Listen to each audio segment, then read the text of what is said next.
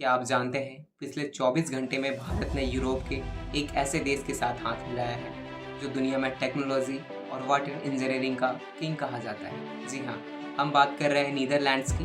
प्रधानमंत्री नरेंद्र मोदी की नीदरलैंड्स यात्रा के दौरान सिर्फ 24 घंटे के भीतर 17 ऐतिहासिक समझौते हुए हैं।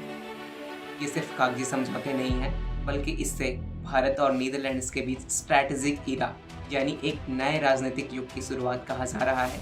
लेकिन रुकिए, एक आम भारतीय होने के नाते आपके मन में यह सवाल ज़रूर आ रहा होगा, भाई इसमें मेरा क्या फ़ायदा है, मुझे क्या मिलेगा।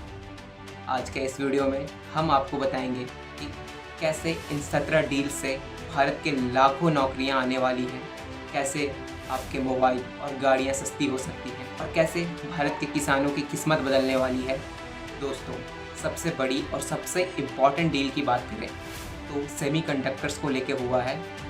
आज आप जो स्मार्टफोन, लैपटॉप या इलेक्ट्रॉनिक कार इस्तेमाल करते हैं, उन सब का जो हार्ट कहा जाता है वो एक छोटी सी चिप हो, और इस चिप को बनाने वाली मशीन को दुनिया की सबसे बड़ी कंपनी कौन सी है? नीदरलैंड्स की ASML। इस दौरे पर भारत के टाटा इलेक्ट्रॉनिक्स और नीदरलैंड्स की ASML के बीच एक ऐतिहासिक समझौता हुआ है।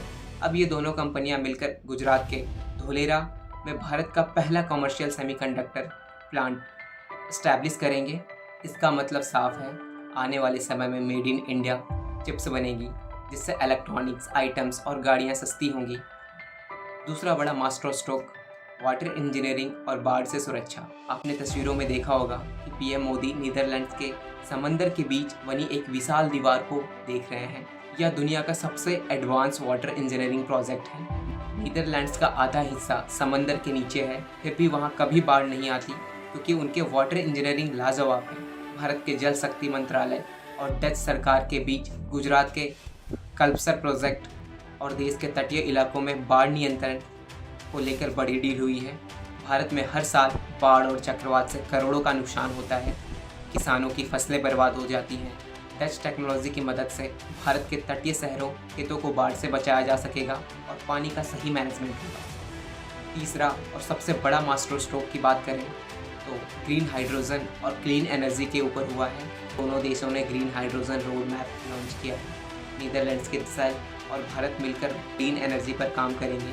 प्रदूषण से मुक्ति, ग्रीन हाइड्रोजन से चलने वाली बसें, ट्रेन और फैक्ट्रियाँ आएंगी, जिससे पेट्रोल, डीजल पर हमारी काफ़ी हद तक निर्भरता कम होगी। इस दौरे को मोदी CO डिप्लोमेसी भी कहा जा रहा है।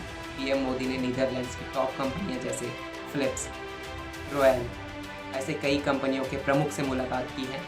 नीदरलैंड्स भारत में चौथा सबसे बड़ा निवेशक है, जिसने अब तक $55 बिलियन से ज़्यादा का निवेश किया है। इसके अलावा दोनों देशों के नौसेना के बीच स्ट्रैटेजिक मैरिटाइम पुश के तहत सुरक्षा को लेकर डील हुई है। दुनिया के सबसे व्यस्त समुद्री रास्ते, स्ट्रेट ऑफ हॉर्मुज और इंडो पैसिफिक रीजन में सुरक्षित व्यापार के लिए दोनों देश मिलकर काम करेंगे। यूरोप के लिए भारत का गेटवे अब नीदरलैंड्स का रोटरडैम पोर्ट बनने जा रहा है। चलिए अब पॉइंट टू पॉइंट बात करते हैं कि आपकी ज़िंदगी पर इसका क्या असर पड़ेगा। AI, डिजिटल इनोवेशन और एडवांस मैन्युफैक्चरिंग में लाखों हाईटेक नौकरियां पैदा होंगी। छात्र और प्रोफेशनल्स दोनों देशों ने migration and mobility agreement sign किया है। अब भारतीय छात्रों और IT प्रोफेशन के लिए नीदरलैंड्स जाकर पढ़ाई करना और नौकरी करना बेहद आसान हो जाएगा।